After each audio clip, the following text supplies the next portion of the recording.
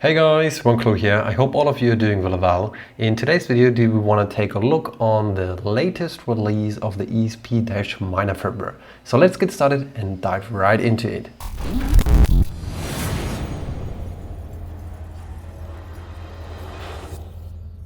As you can see, we are again on GitHub and we are taking a look on the firmware version 2.1.5, the most recent one, which has been released about 13 hours ago from currently recording this video.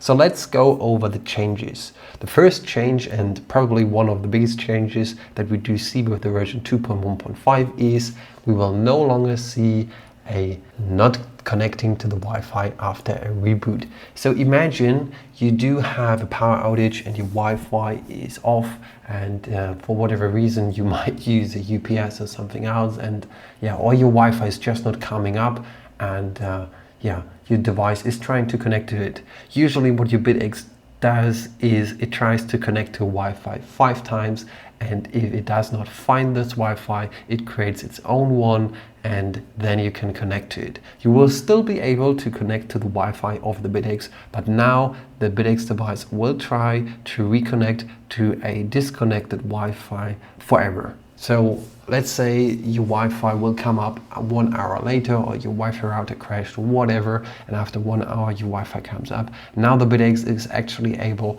to connect or reconnect to this Wi-Fi again.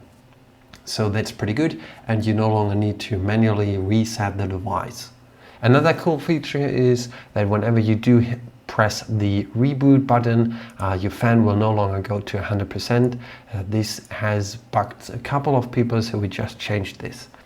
Also, what we do have here, luckily from Melody again, is a fix for the stratum parsing of rejected shares. So what was happening usually before, when you tried to connect to a pool and the pool was rejecting a couple of your shares, you should see these rejected shares on your Bitaxe device. This was not the case, and this got been fixed.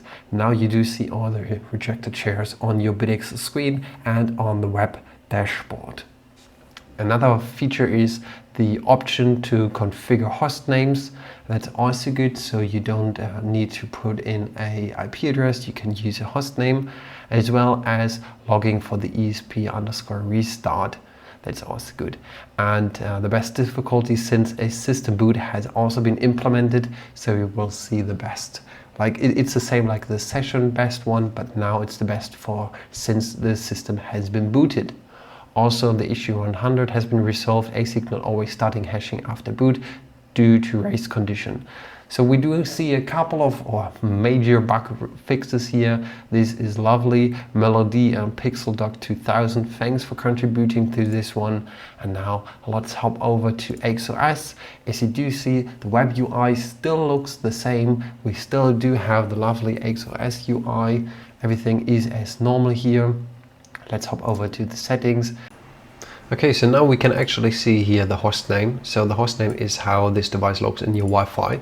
We can actually change this. I could change this to Bitaxe 101 or whatever. So you could give it a name, and this will be the name it will appear in your Wi-Fi. That's lovely. Also on the dashboard, here is the best difficulty, now the all-time best, and the best since the boot. I think that's it for today's video. I just wanted to quickly mention this. The version 2.1.5 is available and can be installed.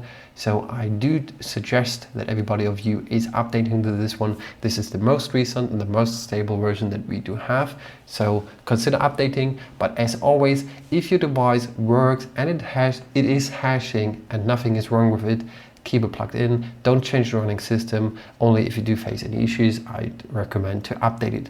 That's it for today's video. If you do find this video informational and helpful, consider subscribing so you don't miss out on any further videos. And I'd highly suggest you to like this video so I do know that you like this content. Thanks for watching this, and see you on the next one.